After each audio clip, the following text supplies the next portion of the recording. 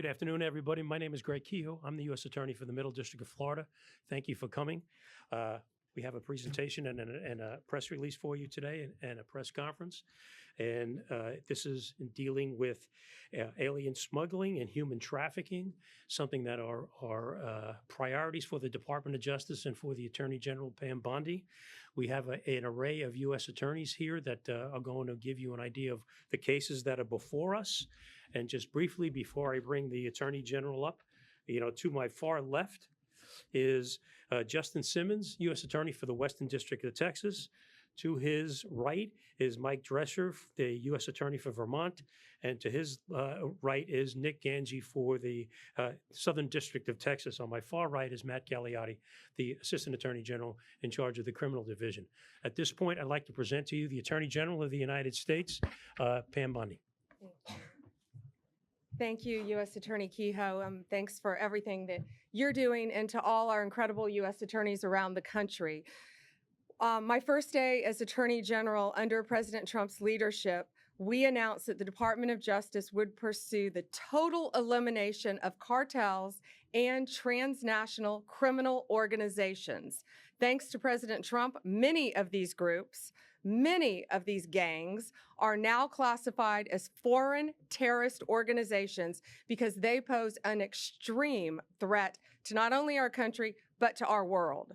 They traffic drugs, weapons, and people. Every American community destroyed drives up their profit margins. No longer. We are investigating and prosecuting their crimes more aggressively than ever.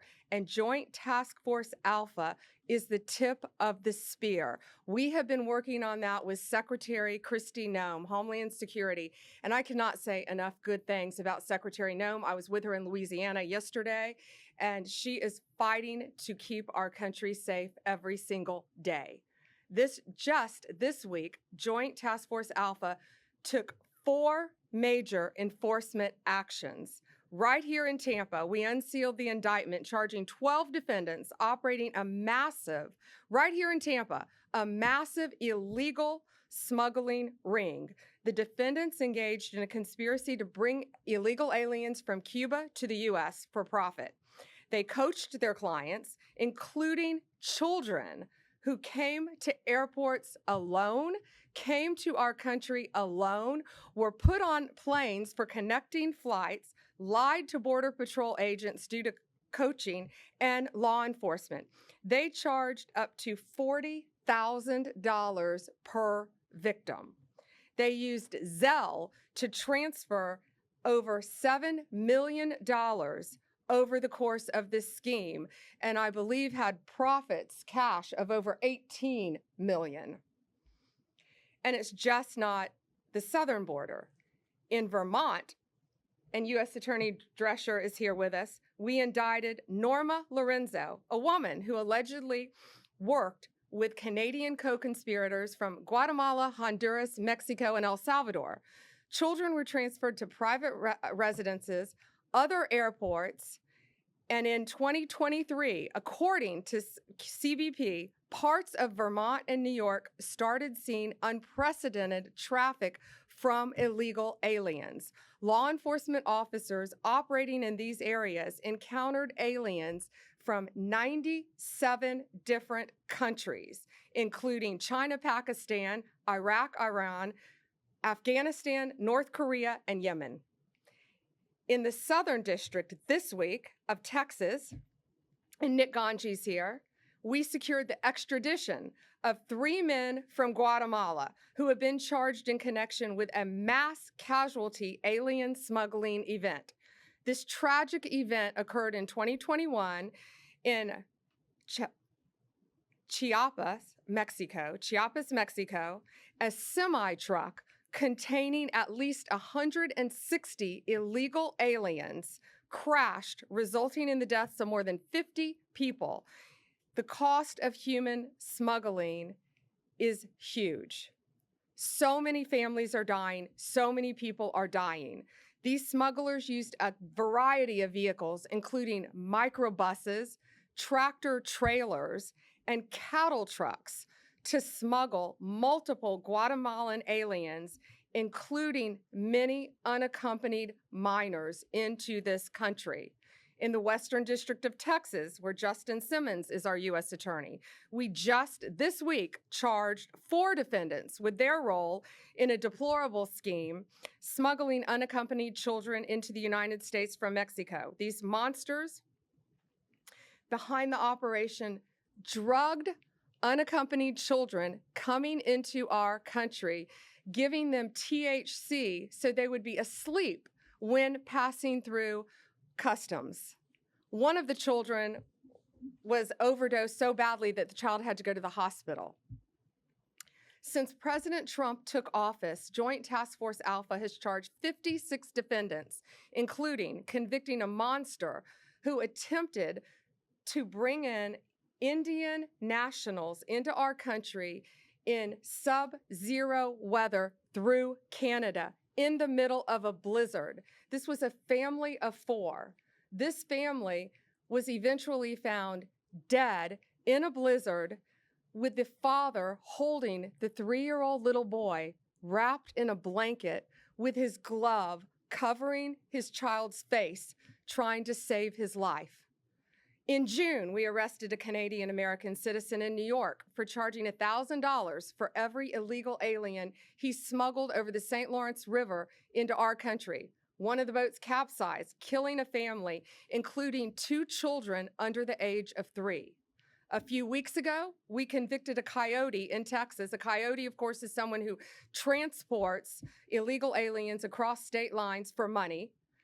In Texas, we charged him for charging $30,000 for every 10 illegal aliens that he could get get to the Rio Grande. He got an additional $30,000 for every 10 illegal aliens that made it across the Rio Grande alive. That is why we are now expanding Joint Task Force Alpha. It has 5 steps. We will now cover, the task force will now cover our northern border in Canada, of course, and all of our maritime borders. Our incredible partner again at DHS, Christy Nome, and I are expanding this to include our DEA, ATF, and FBI agents to this task force to give us even more manpower. We will receive more resources to prosecute these cases and key figures in cartel, human trafficking, and transnational criminals. We will strengthen our collaboration with foreign law enforcement throughout this world to protect not only their citizens, but ours, and return these criminals to American soil for prosecution. Under President Trump, we have coordinated more closely with our U.S. attorneys' offices to protect unaccompanied children being smuggled into our country from exploitation. One of the task force's greatest accomplishments has been demonstrating how dangerous human smuggling and trafficking are for those being transported. For those who are considering paying to be smuggled into the U.S., it is not safe for you or for your families. These coyotes are coordinating with terrorist organizations, collecting money from them to bring families and unaccompanied children into our country. These operations are getting people killed. Let me be clear, if you smuggle human beings, you will be found, you will be prosecuted, and you will be brought to justice. It doesn't matter where you are, it doesn't matter what our borders are, the limit of where our country ends and another begins, but it does not limit our law enforcement capabilities to bring you to the United States and prosecute you and lock you up for as long as we can. Thank you, and God bless you.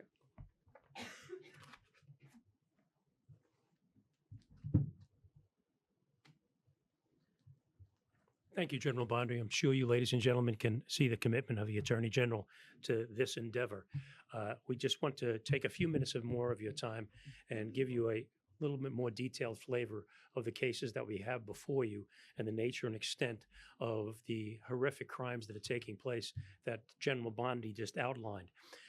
After we finish these very brief comments, it will be open for questions at that point. And just bear with us, and we'll be there very soon. The first case that we're talking about is the case here in Tampa that General Bondi was talking about, United States versus Cabrera, which is 12 defendants, an international alien smuggling ring, and they also engaged in asylum fraud. And why did they do it? They did it for money and money alone. As General Bondi just noted, we have tracked at least $18 million trafficking through their account and laundered through their accounts to pay their expenses, to pay their co-conspirators. This was a profit-making motive that went on between 2021 and today, 2025. How did it happen? They used social media. They went on social media with Cuban individuals to tell them that they could get Cuban individuals and get them visas based on fraudulent conduct by putting their visas, which were based on European citizenship. They had co-conspirators throughout the world to gather these people up to try to get their money to participate in this. And I say co-conspirators. There are numerous co-conspirators. There were thousands of people, aliens listed in their ledgers that they were doing this with. Their ledgers were sophisticated as any business that you will come across. Their ledgers had dates of travel, money owed, airlines used, smuggling routes. How did they do it? They brought these people through charters and commercial airlines through other countries.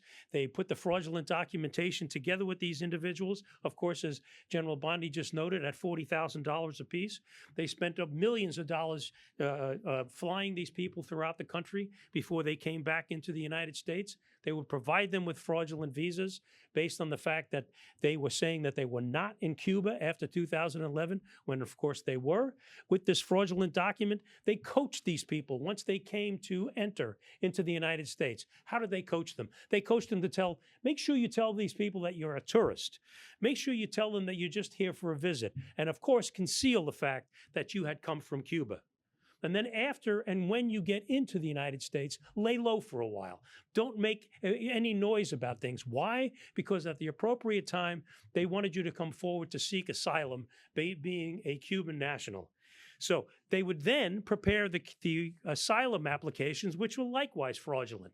So they're preparing fraudulent document to get into the country, preparing fraudulent documentation to get asylum. And ladies and gentlemen, this was all for money. And it was a sophisticated enterprise with multiple shell corporations being used and transferring money throughout the country. We have uncovered at least 27 known bank accounts with these people to transfer their money between and among each other's, pay for expenses and people overseas, and using money to move in and out of their shell corporations to hide it, which is the substance of the money laundering charge. Suffice it to say, the bottom line of this is that it was a business, a criminal business that was set up for one reason and one reason only: to make money on the backs of these people and at the expense of the American people by defrauding them. And in doing so, they passed at least $18 million through their bank accounts. That's a brief overview of the Tampa case. Obviously, it is now open for review because it's no longer sealed. And I will if I can, I want to turn this over to my friend from the Southern District of Texas, Nick Ganji, who will give you an idea of the case that he is going to present from his district. Nick? Thank you. Madam Attorney General, good afternoon. My name is Nicholas Ganji, the United States Attorney for the Southern District of Texas. The American people have been told time and time again that insisting upon a secure border and an orderly immigration process somehow lacks compassion. But what the disastrous record of the last 4 years has shown is that an open border is anything but compassionate. And perhaps the most pernicious and cruel outgrowth of our once open border is the rise of the cartel-backed human smuggling industry. And make no mistake, it is indeed an industry. Human beings are treated like commodities, stacked like cordwood in dangerous and sometimes deadly conditions. All it takes is one faulty air conditioner or one wrong turn of the steering wheel to turn a smuggling run into a mass casualty event. The saddest example of this is the 2021 smuggling crash in Chiapas, Mexico, where a tractor trailer carrying 160 people overturned, costing the lives of 50, including children, and injuring more than 100 others. The Southern District of Texas, along with Joint Task Force Alpha, has worked tirelessly to bring justice to those responsible for this great tragedy. Last year, a grand jury in the Southern District of Texas indicted 6 Guatemalan nationals for conspiring to smuggle these victims into the United States. And on December 9th of last year, the 3rd anniversary of the crash, Guatemalan authorities arrested the 4 remaining conspirators who were residing overseas. I'm pleased to announce today that 3 of these alleged conspirators have just been extradited to the United States and are making their initial appearance today in Laredo, Texas, with a 4th defendant on the way.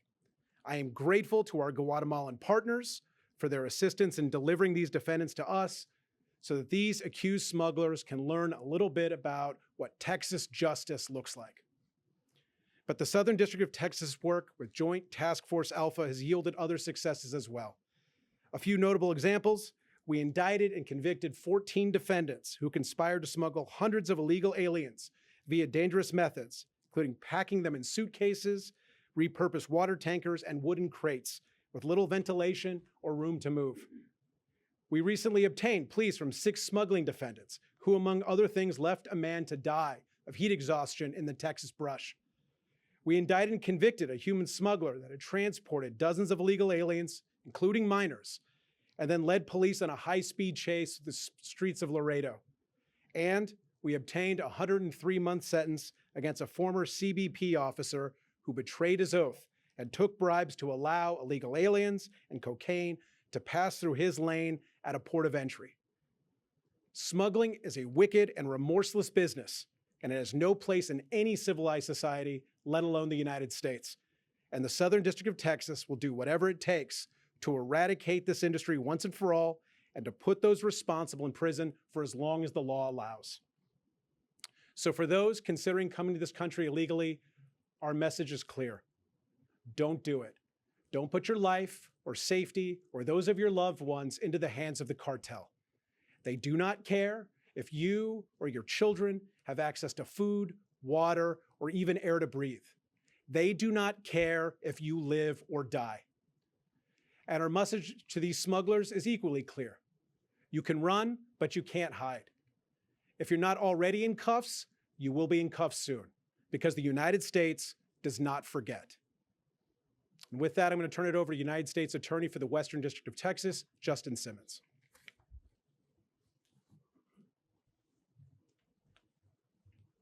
Thank you all for being here today.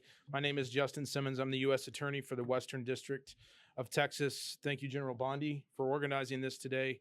Also want to thank President Trump for the encouragement and the motivation he's given all of us to take down these alien smuggling organizations and the cartels that they work with. You know, Juarez, Mexico is right across the border from El Paso, Texas. And for years, Juarez has been plagued by violence, kidnapping, and murder. Cartels have been warring over that area for decades because it's a key route for trafficking drugs and smuggling humans into the United States. These cartels have no bottom. There is no limiting principle on how low they will go to enrich themselves. We saw an example of this recently in a case where a woman named Susana Guadian ran an alien smuggling organization out of Juarez. She worked with her husband, Daniel, her daughter, Diane, and Diane's husband, Manuel Valenzuela, to smuggle children from Mexico into the United States. Basically, what she would do was contact U.S. drivers who would come across and pick up these children and then take them back across the border. Prior to being picked up, Susanna would prep these children by sometimes telling them what to say when they got to the POE, the port of entry, or a checkpoint. Other times, she would give them THC gummies, as General Bondi said, to calm them and keep them compliant throughout the process. In this particular case, the children that were given the THC gummies were 12, 9, 3, and 2. When CBP recognized when they were trying to cross with this group of children that something wasn't right, they saw it. They realized those children needed some kind of medical treatment. They got a couple of them to the hospital to receive that treatment. They were later diagnosed with THC poisoning. as U.S. Attorney Ganji said, as General Bondi said, these cartels, these organizations do not care about you or your children when moving them across the border. So we're really happy that we were able to get arrest warrants this weekend and get at least 2 of these individuals, Diane and Manuel Valenzuela, off the street. The 2 other individuals, Susanna and Daniel Guadian, are still at large, but we will do everything we can to bring them to justice as well. You know, nothing crosses the border without the cartel's permission, and nothing crosses without payment to the cartels. These cartels see children just like they see a kilo of Coke. Dollar signs. That's all they see. They care nothing about their well-being.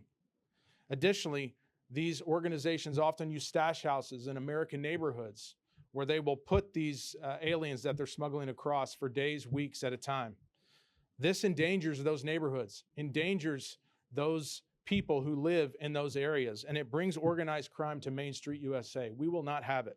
We will do everything we can to shut down these organizations because it hits the cartels where it counts, in their pocketbooks. That is all they care about, how much money they can make. And it makes America safer for Americans.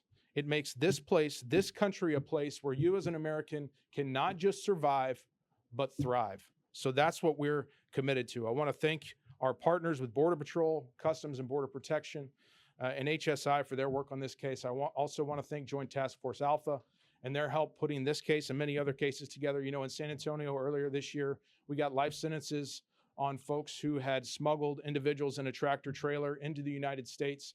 54 individuals, 53 plus 1 unborn child, died in the back of that tractor trailer. So I'm really really thankful for Joint Task Force Alpha and the work they've been doing with us as well. We are on a mission to shut down these organizations and the cartels more broadly. In the Western District of Texas, this is what we do. Thank you very much. So lest you think this problem is just on the south border in Texas and Florida, I'd like to bring up U.S. Attorney Mike Drescher from the District of Vermont. Mike? Thank you. I want to thank you, Attorney General Bondi, for your remarks, and I want to thank you, U.S. Attorney Kehoe, for your hospitality hosting this event. I especially want to thank you, Attorney General Bondi, for bringing attention to the extraordinary work that the men and women of the United States Border Patrol and Homeland Security investigations are doing in Swanton sector, the portion of the U.S.-Canada border that includes Vermont, Northern New York, and New Hampshire.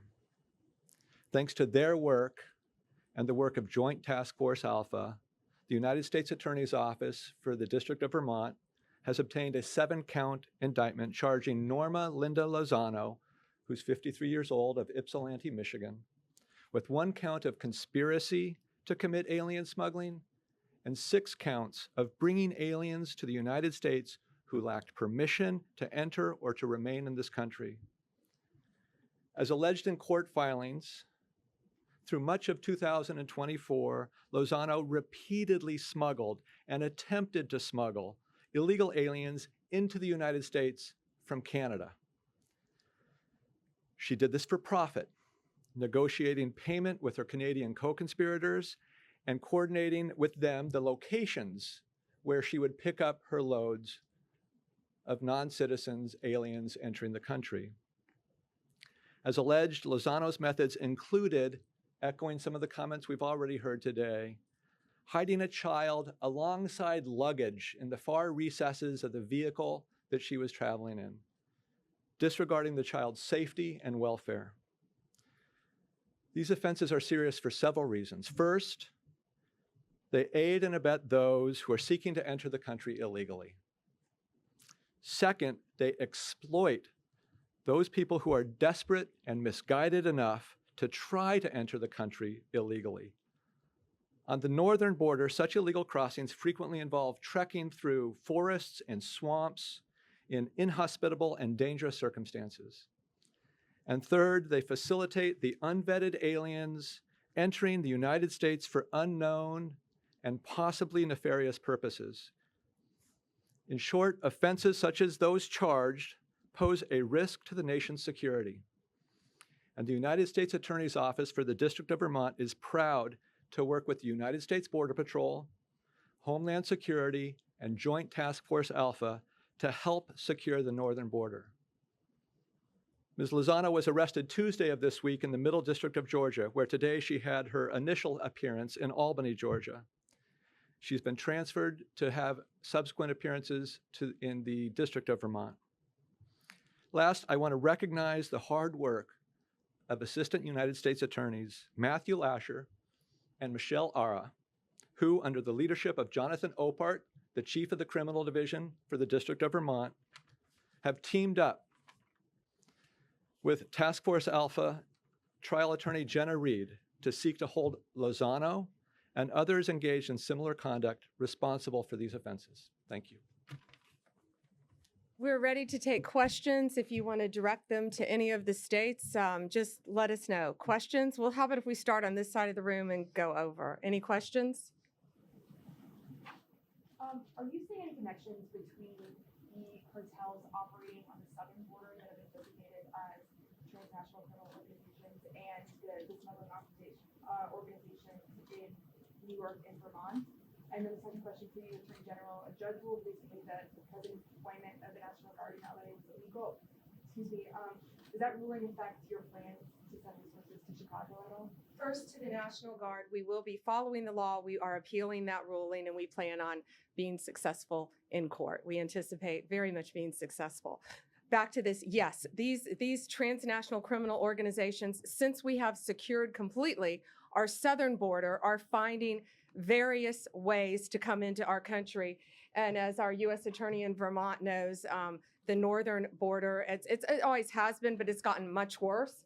Much more prevalent because it's a multi-billion-dollar business, the smuggling of drugs, guns, and humans. And so they're not going to quit once we secured our southern border. But yes, we're stopping them at our northern border, and that's why we're also increasing Joint Task Force Alpha to include our maritime ports as well. Any other questions? First for you, or I'm not sure what the Tampa part of it first, but when it comes to Tampa, do you have any idea as to why they set up shop here in Tampa? And then the other question about Tampa would just be, how much of this is going on right now? This seems like a pretty deep thing that was happening here. Can you just start throwing darts at a map and find these kinds of groups?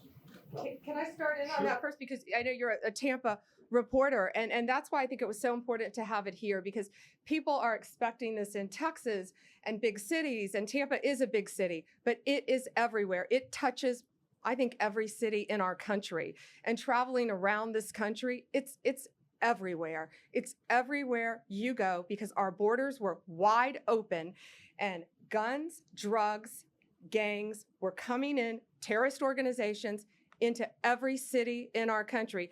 We arrested very recently, 20 minutes outside of our nation's capital, one of the top MS-13 members in the entire country. One of them was arrested also in Portland, Oregon. So it's very organized. They are spread throughout this country. And U.S. Attorney Kehoe, I'll let you take it from Tampa. With regard to Tampa, I mean, this has been going on for a significant period of time. Our investigation takes us back to at least 2021. And these people aren't some individuals or from far off areas. They're from neighborhoods right here in Tampa, from addresses that you know, that you could pass in Publix or walk on the street. Why did they set up here? Because they were started up in 2021, operated undetected, and let's be perfectly honest, as General Bondi said, $18 million in an entity that was moving in a tremendous speed, but in a relatively short period of time. $7 million going through Zelle alone. So why did they come here? Because they lived here, they were here, they set up and did business here, and it was profitable. Themselves of different services, schools and parks? I mean, were they living otherwise ordinary lives? I, from all intents and purposes, I can't answer that question factually, and I don't want to mislead you, but I don't have any information to say that they weren't. I can't say that they were sending their children to local schools, but they were certainly living here and doing business here. Attorney General, if I can just ask you, now that you're seeing this from the inside, you obviously spent time in state government, with law enforcement. Now that you're seeing it from the federal level, how would you characterize what you've become aware of and in terms of how much this is going on around the country? I mean, it seems like these cases are just a few of what you could highlight. And these were not coordinated arrests or extraditions. These are 4 that all happened in a week. And because the majority involved unaccompanied children and human smuggling, we wanted to highlight those and why we're expanding our task force. It's shocking being in the state of Florida, being a state prosecutor, but now on a national level and an international level, seeing the amount of human smuggling that goes on and child exploitation and the amount of drugs that freely flowed into our country for 4 years has truly been horrific. And we are doing everything in our power to stop it. And we're also meeting with our partners around the world to work hand in hand with them as well. Can you characterize how many more cases are happening in Tampa, Hillsborough County, Florida? So just since January 20th, we have charged, in Tampa, you're specifically Tampa, but Joint Task Force Alpha has charged 55 defendants just recently. Since January, 55 have been charged. And these are all, no, from all over the country. Major cases. But I'll let U.S. Attorney Kehoe answer Tampa. It's everywhere. Yes, I mean, to take what the general says, this is everywhere. This is just not a part-time thing. Why? Because it's a profitable thing. You know, other cases under investigation here in Tampa. Yes. Numerous cases, yes. I can't get into the details of those, but this is not the last case of this fashion that we're going to do. Border Patrol and HSI are out there day after day, week after week, conducting investigations. So will there be more such cases being indicted along the way? Their answer is yes. I don't want to speak for my colleagues, but I assume that they would echo my response in that regard. Take one more. Go ahead. Good afternoon to you all. So for the cartels that are successful in smuggling children over, what are they doing with them once they're successful in that? The children? Yeah. They're either being trafficked. We've seen multiple cases of children being trafficked who have come across our borders, come into our country, and they're being put on planes by themselves. When I was at the border in September, I went to the border in September in Yuma, Arizona, and they had a term, and it was called a recycled child. And these Border Patrol agents were seeing a little boy coming across our border multiple times. They saw him coming in as part of a family unit, which is often how they use children to get horrible criminals into our country, posing as a family unit. But these kids are coming from all over the place, and we don't know many of them where their parents were. That's why we're struggling to find that out, to prosecute all of them. But it was a recycled child, and these very vigilant Border Patrol agents recognized a little boy coming across. This was last September. And they couldn't figure out how he was going back and forth so easily. Well, our borders were wide open. And if you dropped your IDs, I saw IDs that were just piled up from every country you can imagine. If you dropped your passport, if you dropped your ID, they had a military member from China, dropped his ID. You could walk right into this country and say you were from anywhere you wanted to. And that's what we have stopped. And that's what we're going to prosecute. So they're using these children, many of them, to exploit them to help other gangs, cartels throughout this country. Some of these cases, when we're arresting these cartel members, they have children with them who are not related to them in their homes. Thank you. Thank you all for being here, and thank you for taking such close attention and realization to what's happening throughout our country affecting children. Have a great day.